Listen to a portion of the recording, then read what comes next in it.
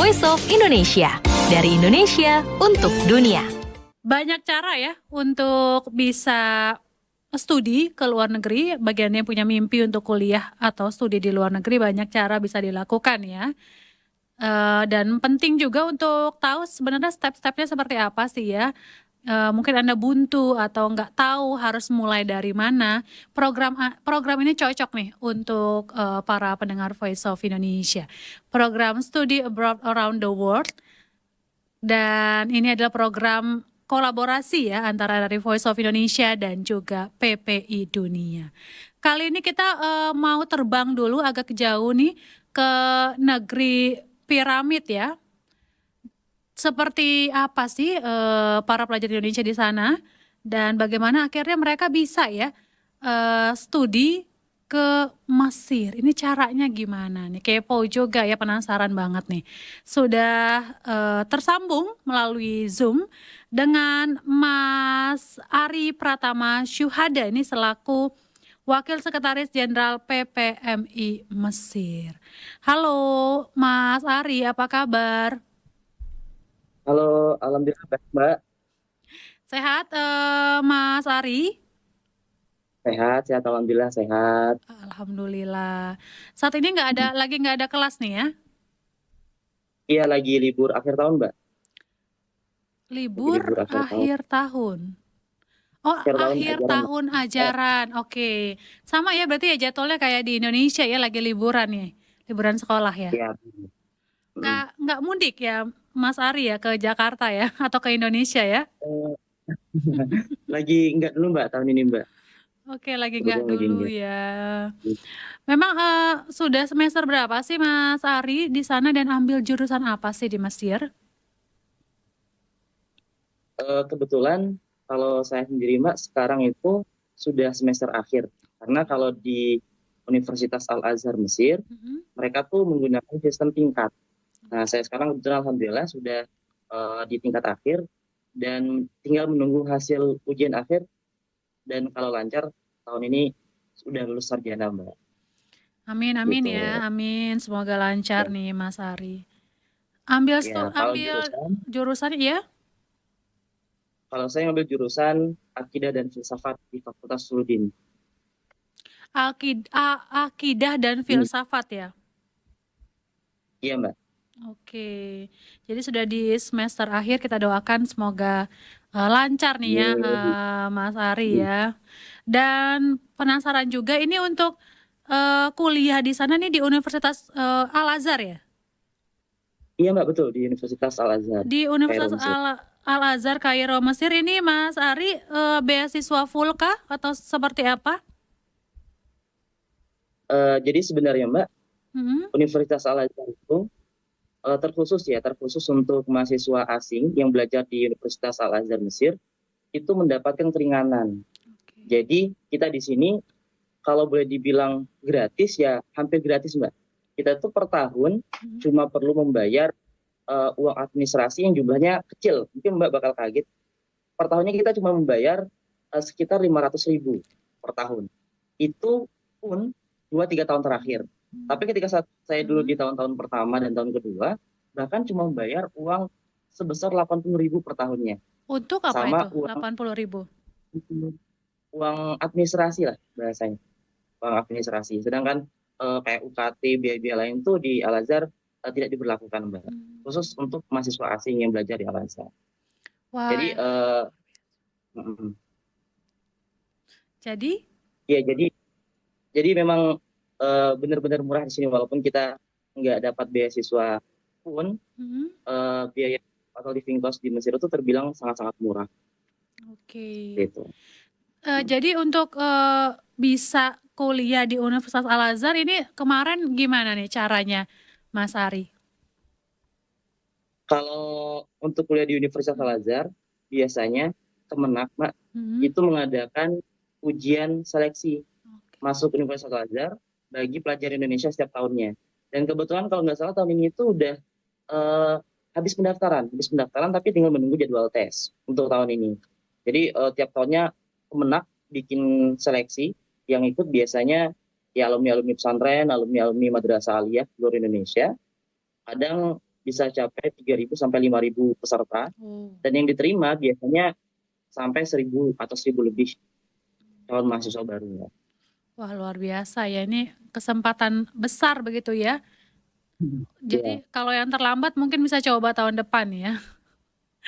Karena udah ditutup ya pendaftarannya nih, Mas Ari ya. Tapi apakah rata-rata universitas di Mesir memberlakukan hal yang sama nih untuk mahasiswa asing atau beda-beda setiap universitas?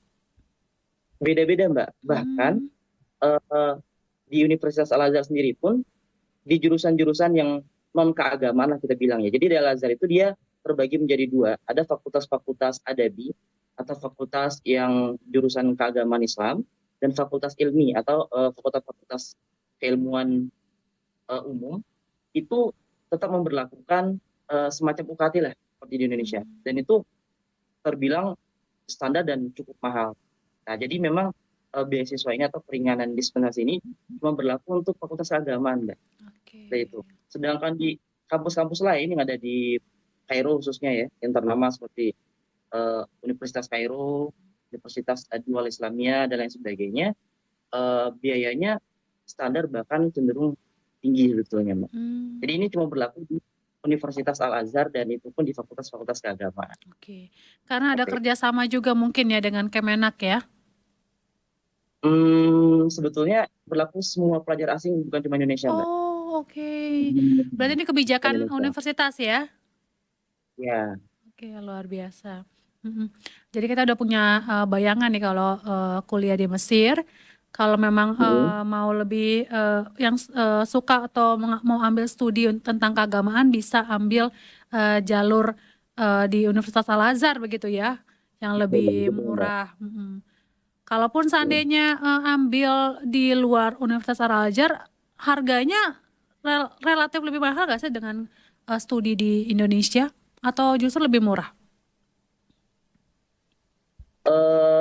Kalau di luar kampus Al-Azhar, sebetulnya di beberapa kampus ternama di Mesir relatif cenderung lebih mahal sih, Mbak, cenderung lebih mahal. Bahkan dari Indonesia? Di kampus dari Indonesia, bahkan di beberapa fakultas yang ada di Mesir pun sebetulnya cukup mahal biayanya. Di Al-Azhar pun sebetulnya cukup mahal. Tapi di sini tuh kita diuntungkan dengan banyak hal, Mbak. Salah satunya, misalkan Mbak bisa lihat ya, di belakang saya itu banyak buku atau kitab-kitab yang harganya itu betul-betul murah kalau di Mesir, kalau dibandingkan dengan di Indonesia. Buku-buku dengan kualitas yang baik atau kualitas yang bagus lah boleh dibilang, itu di sini tuh bisa harganya cuma 10.000 sampai 40.000. Ya kalau di Indonesia kita tahu sendiri kan, kalau kita beli buku yang original di toko-toko buku ternama itu kan harganya bisa lebih dari 100.000, bahkan ya cukup mahal. Oke, itu keuntungannya ya untuk bisa kuliah di sana nih ya. Ini kalau lihat di gambarnya ini buku-buku untuk ilmu kajian Islam semua ya, Mas Ari ya? Iya, kebetulan iya, Mbak. Oke. Ini adalah buku-buku klasik. Kalau kita Indonesia kenalnya kitab kuning sih. Kitab kuning ya. Ini udah dibaca semua sama Mas Ari ini bukunya? Beberapa. Sebetulnya enggak, Mbak. Karena sebagian kan bentuknya ensiklopedia yang kita bakal merujuk ke situ nanti untuk beberapa kasus studi lah. Maksudnya tidak semuanya untuk bacaan-bacaan yang bakal kita selesaikan gitu. Sistemnya seperti itu. Dan menariknya lagi untuk kuliah nih ya, spesifik langsung untuk Universitas Al-Azhar kemarin ketika mendaftar, bagaimana soal persyaratannya? Ini rumit nggak ya? Ataukah wajib untuk bisa bahasa Arab? Ini kayaknya bahasa Arabnya beda ya kalau Mesir ya? Ya, kalau seleksi Kemenak itu kan diadakan tiap tahun, Mbak ya. Biasanya soalnya itu pertama seleksi bahasa Arab. Bahasa Arab itu wajib sih sebenarnya sebagai calon mahasiswa Al-Azhar. Nah, selain bahasa Arab juga, Kemenak itu menetapkan standar setiap calon mahasiswa baru itu harus hafal minimal 2 juz Al-Quran. Hafal minimal 2 juz Al-Quran, kemudian nanti ada tes wawasan kebangsaan. Nah, ini biasanya Kemenak mencegah adanya paham-paham yang tidak sesuai dengan moderasi keagamaan yang sudah ditetapkan oleh Kemenak gitu ya. Sehingga mahasiswa yang datang ke sini adalah mahasiswa-mahasiswa yang diharapkan ya kedepannya setelah lulus dari Al-Azhar bisa berkontribusi baiklah bagi tanah air seperti itu ya. Ya melalui seperti itu sih. Oke, jadi bahasa Arabnya standar ya. Tapi untuk di Mesir sendiri bahasa Arabnya cukup berbeda Di ya? Mesir sendiri kalau pembelajaran di kuliah itu menggunakan bahasa Arab Fusha. Kita bilangnya bahasa Arab Fusha, bahasa Arab resmi lah. Tapi kalau untuk kegiatan interaksi sosial dengan masyarakat Mesir, kita menggunakan bahasa Amiyah atau bahasa pasaran Mesir. Di Arab sendiri kan banyak Mbak ya. Maksudnya di Betul. Arab Saudi pun beda bahasa Amiyahnya, di Jordan beda bahasa Amiyahnya, di Tunis dan lain sebagainya beda. Di Mesir pun beda. Dan itu jauh banget berbeda. Jadi kalau kita di Indonesia belajar nih di pesantren bahasa Arab, udah ngerasa bisa bahasa Arab, terus sampai ke Mesir kita benar-benar bingung sama apa yang dibilang sama orang Mesir. Bahkan di kita pun ketika kita ngomong bahasa Arab yang fusha atau yang resmi bakal diketawain sama orang Mesir sendiri kayak ini tuh bahasa apa gitu. Seperti itu. Kayak aneh gitu, kayak bahasa planet mungkin mereka pikir ya. Bisa kasih contoh perbedaan yang signifikan nggak sih bahasa Arab Mesirnya sama yang bahasa Arab yang Fusha yang ininya ya, yang resminya, yang jauh berbeda. Oh jauh banget Mbak. Misalkan gini, Misalnya apa? kalau kita untuk apa tanya apa kabar ya? Kalau Mm-mm. apa kabar bahasa Arab Fusha kan kaifa halak atau kaifa Mm-mm. haluk. Kalau Mesir izayyak amil itu Wih, kan udah jauh nggak ya? ada sambung-sambungnya sama sekali ya. Iya jauh, Jauh, cukup jauh. jauh banget. Tapi kalau kita ngomong bahasa Arab resmi di sana, mereka akan menjawab atau mereka ketawa? Sebenarnya tergantung orangnya Mbak. Karena Mesir ini juga sebenarnya negara dengan ya mohon maaf tingkat buta huruf yang lumayan tinggi sebetulnya. Nah jadi kalau orang Mesir yang berpendidikan mengikut apalagi mahasiswa-mahasiswa Mesir atau bahkan dosen mereka paham bahkan senang melayani kita berbahasa Arab Fusha atau resmi. Tapi kalau semisal di pasar ya dengan penjual tomat, penjual ikan itu mereka biasanya ketawa. Ada yang paham terus tetap ngetawain, ada yang benar-benar nggak paham. Sama sekali nggak ngerti Benar-benar ya? nggak paham. Sama sekali nggak ngerti ada.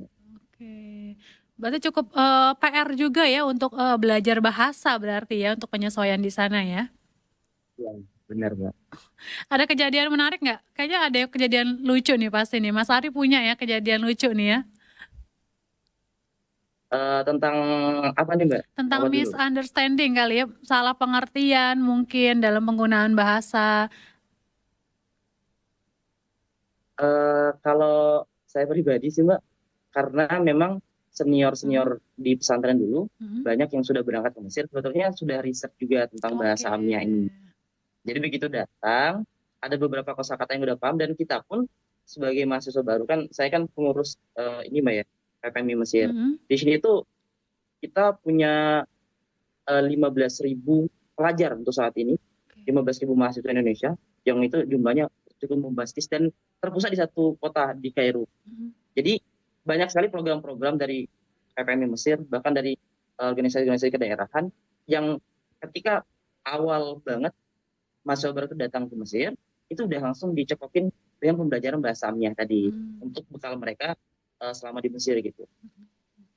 Jadi Dan kalau yang lucu nggak punya sih Mbak, cuman memang ya awal-awal kita sering bingung aja.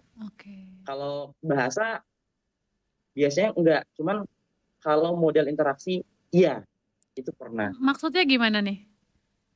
Kayak misalkan beberapa kultur budaya berbeda Mbak. Kalau kita di Indonesia ketemu orang yang lebih tua, biasanya kita cium tangan, ya kan atau nunduk lain sebagainya. Nah kalau di Mesir itu kalau dia bukan syekh atau bukan pengajar, orang Mesir tuh enggan cium tangannya, bahkan dengan orang yang umurnya jauh berbeda. Ya saya datang umur 20-an, ketemu bapak-bapak umur 40 tahun. Setelah ngobrol-ngobrol segala kemari, terus salaman pengen pamit gitu kan, cium tangan, itu marah dia, tiba-tiba marah. Kenapa marah tuh? Kamu tuh nggak pantas tunduk dan nyembah siapapun kecuali Allah. Kalau kita kan kaget ya, kita kan kaget. Kita biasa sama guru, sama orang tua, sama om, sama siapapun, kita tunduk salam gitu karena lebih tua. Nah di situ enggak, budayanya berbeda. Orang bahkan sama anak-anak kecil aja sama yang omong yang udah besar, mereka juga salamnya ya udah kayak salam teman sebaya aja. Itu Oke. benar-benar perbedaan budaya sih.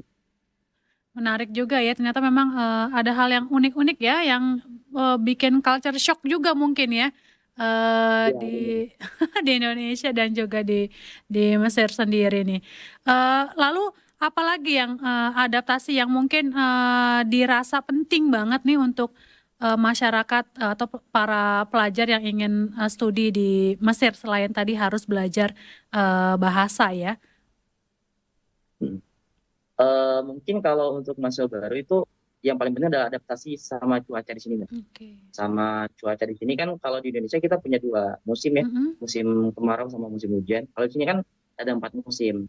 Dan yang bikin struggle juga adalah di sini tuh ada musim panas yang panas banget dan musim dingin yang dingin banget. Ya mungkin musim dinginnya di Mesir, Mbak, ya mungkin orang-orang beranggapan kalau Mesir itu panas panas terus gitu, Mbak ya, karena gurun pasir. Di sini juga ada musim dingin, bahkan musim dingin di sini bisa mencapai 5 sampai 6 derajat. Bahkan di beberapa daerah tuh turun salju kalau di Mesir, Mbak. Oh, Di beberapa daerah turun salju. oke. Jadi memang adaptasi cuaca Ya, penting ya. penting, Mbak. Mm-mm. Nah, jadi ketika kita udah lama di musim dingin nih, tiba-tiba switch ke musim panas, itu tubuh kita biasanya kaget dan rentan sakit juga. Apalagi musim panasnya di sini juga ekstrim ya, sampai ke 45 derajat. Itu kan ekstrim, cukup ekstrim lah. 45 derajat. Panas banget ya. Mm-mm. Itu Panas, Mbak. menusuk dong ya sampai ke pori-pori ya. Sampai ke tulang ya. Iya. Ya, bahkan kipas angin aja kadang ngeluarin hawa yang panas juga Oke. kalau udah musim panas pun. Berarti memang penting untuk tahu ya adaptasi terhadap cuaca di sana. Lalu untuk Ya. keamanan sendiri gimana nih? Karena seringkali ya kita ngedengar kabar gitu ya di tanah air gitu untuk situasi keamanan di Mesir. Keamanan maksudnya keamanan kriminalitas Iya atau betul, keamanan. kriminalitas.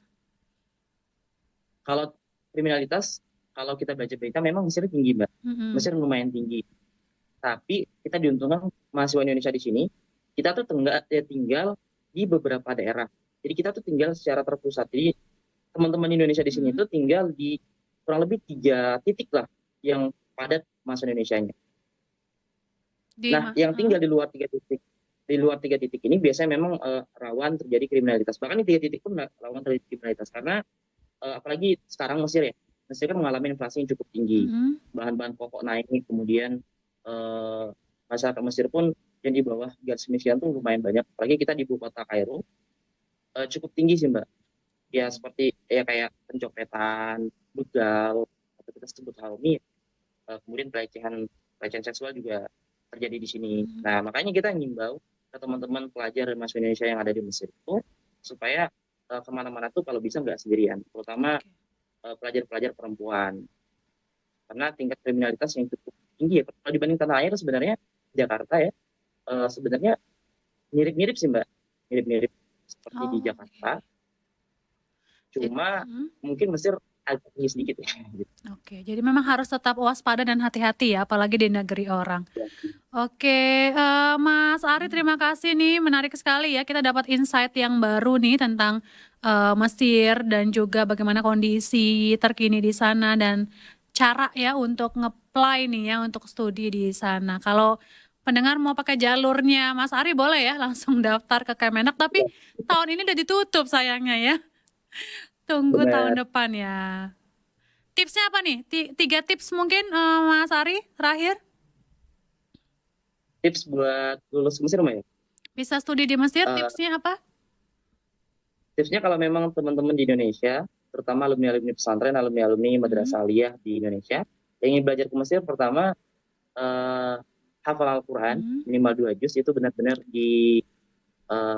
ulang-ulangi lagi kalau memang sudah hafal ya. Kalau belum hafal silahkan dihafal seperti itu. Kemudian fondasi bahasa Arab dan kaidah-kaidah bahasa Arab itu harus benar-benar dipatenkan lagi lah, Mbak. Yang ketiga harus apa nih? Adaptasi ya? Yang ketiga harus banyak riset lah soal di Mesir, karena dinamika kita di sini itu cukup beragam.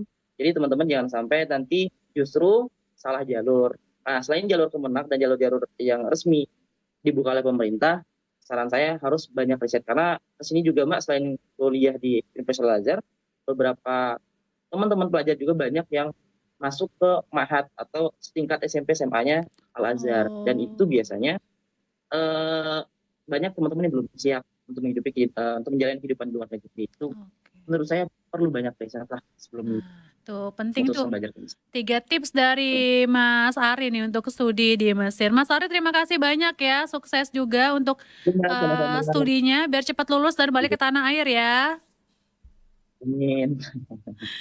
Ya, pendengar Voice of Indonesia, demikian tadi ya bincang-bincang hangat saya dengan wakil ya Wasekjen ya PPMI Mesir ini terkait studi di Mesir seperti apa nih ya, dan sudah dikasih tips nih oleh Mas Ari Pratama Syuhada. Voice of Indonesia, dari Indonesia untuk dunia.